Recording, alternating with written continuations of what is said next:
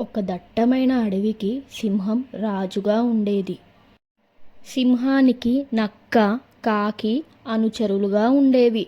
ఒకరోజు కాకి ఎగురుకుంటూ వచ్చి, మన అడవికి దూరంగా ఉన్న ఎడారిలో ఒంటెను చూశాను.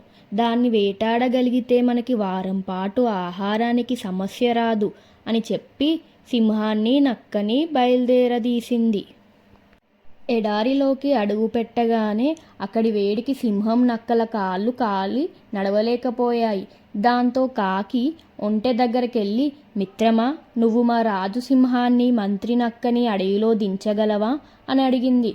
ఒప్పుకున్న ఒంటె సింహాన్ని, నక్కని మోసుకుంటూ వాళ్ళ స్థావరానికి తెచ్చింది.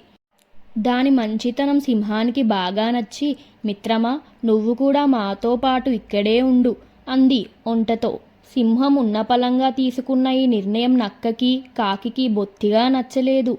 అవి ఓ ఉపాయం పన్నాయి. మహారాజా, కాళ్ళు కాలడం వల్ల మీరు ఇప్పట్లో వేటాడలేరు.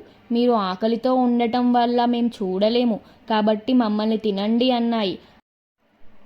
అది విన్న ఒంటె, వాళ్ళని వదిలేయ్ రాజా, నన్ను చంపితే మీ ముగ్గురికి వారం పాటు ఆహారం కాగలను అంటూ ముందుకొచ్చింది.